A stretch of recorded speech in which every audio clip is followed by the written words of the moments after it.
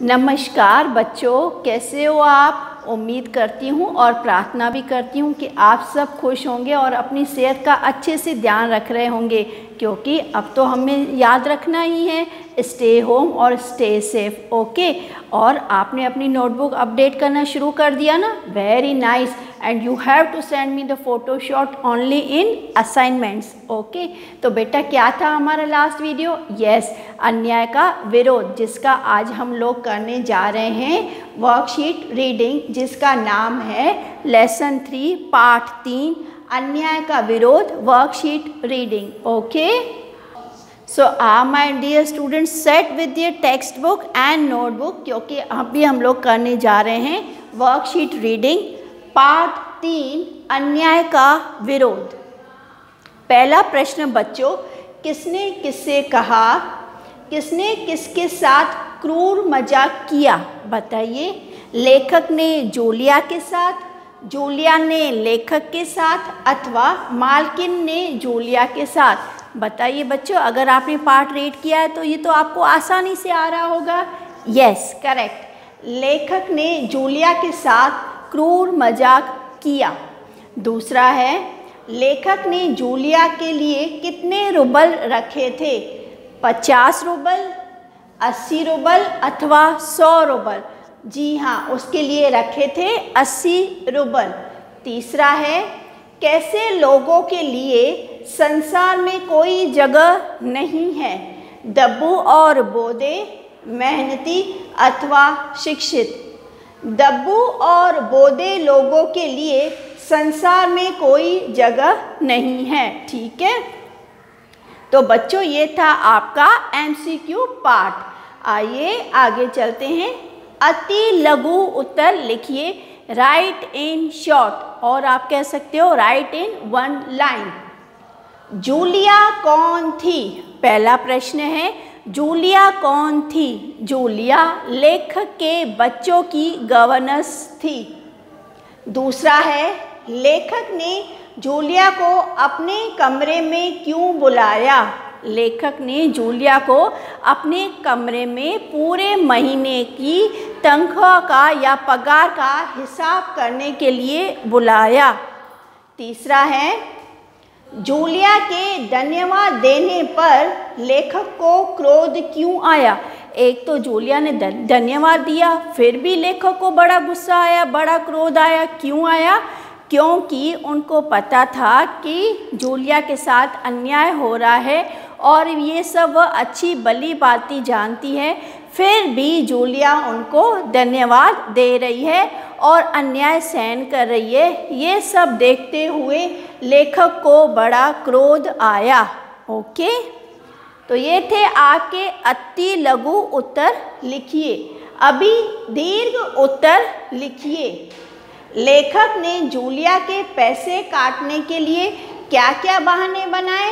If you want you can take in your text book. बताइए बच्चों, लेखक ने बहुत सारे कारण बताए जूलिया की पगार काटने के, तो उनके लिए उसने क्या क्या बताया, क्या क्या कारण बताए? आपको चाहिए तो बेटा पेज नंबर 21 पर टिक कर सकते हैं। लेखक ने इतवार की छुट्टियों के लिए, प्याली तोड़ने के लिए, 4 दिन वान्या को पढ़ाने के लिए, 3 दिन सिर्फ आधे दिन आने के लिए, और कोलाया की जैकेट फटने के लिए, अथवा वान्या के जूते चोरी होने के लिए अलग अलग कारण लेखक ने जूलिया को बताए। कारण बोलो या आप लिख सकते हो अलग अलग बहाने बताए। ठीक है, दूसरा है, लेखक ने जूलिया को सबक सिखाने के लिए यही तरीका क्यों चुना? बताइए। यस, लेखक ने जूलिया को सबक सिखाने के लिए यही रास्ता चुना क्योंकि वह जूलिया को सिखाना चाहता था कि दब्बू और बोधे लोगों के लिए इस संसार में कोई जगह नहीं है और अपना अस्तित्व कायम रखने के लिए उसे खुद को लड़ना पड़ेगा, क्योंकि ये एक निर्मम समाज है और उसके लिए उसको अपना अस्तित्व कामयाब रखने के लिए क्या करना पड़ेगा?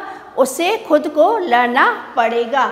इसीलिए लेखक ने जूलिया को सबक सिखाने के लिए यही क्रूर मजाक चुना। उसके बाद आता है, दिए गए वाक्यों में से संज्ञा शब्द को रेखांकित करके अलग कीजिए। आपको सिर्फ और सिर्फ संज्ञा शब्द को छांटना है और उसे अलग से लिखना है। एक जूलिया थी, वह कोलाया और वान्या की गवर्नेंस थी।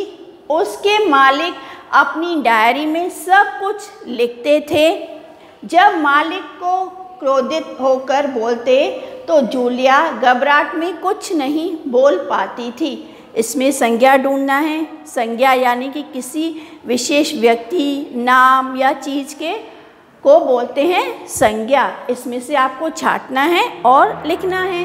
जैसे जूलिया, वान्या, कोलाया, गवर्नेंस, लेखक। ठीक है, तो ये सब व्यक्तियों के नाम है। व्यक्तियों के नाम हो, जगह के नाम हो, किसी भी चीज़ को वो स्पष्ट कर रहे हो तो उसको हम लोग बोलेंगे संज्ञा। उसके बाद आता है, दिए गए मुहावरों के अर्थ देकर वाक्य प्रयोग कीजिए। मुहावरे बोलते हैं जब आपको इन्हीं शब्दों में से और दो मीनिंग्स याद आ जाए या और सीखने को मिले, दूसरे शब्दों की वो मीनिंग बताते हैं, शब्द बताते हैं, तो उससे हम लोग मुहावरे बोलते हैं। जैसे कि चेहरा पीला पड़ना यानी कि घबरा जाना। जब लेखक ने जूलिया को डांटा तो उसका चेहरा पीला पड़ गया। दूसरा है आग बबूला होना यानी कि अत्यंत क्रोधित होना, बहुत गुस्से में आना। जब भी मैंने अपनी छोटी बहन को डांटा तो मेरे मम्मी पापा मेरे पर आग बबूला हो गए। ठीक है, यानी कि गुस्सा हो गए। ठीक है, तो ये था आपका वर्कशीट बेस्ड ऑन चैप्टर 3 अन्याय का विरोध। ठीक है, मैं उम्मीद करती हूँ आप इसे अपनी नोटबुक में ज़रूर उतारेंगे। And don't worry, I will be sending you all the textual answers in PDF form. कहीं भी दिक्कत आती है you can call me, okay, and do send me the photo shot. हंसते हुए मुस्कुराते हुए नमस्कार बच्चों।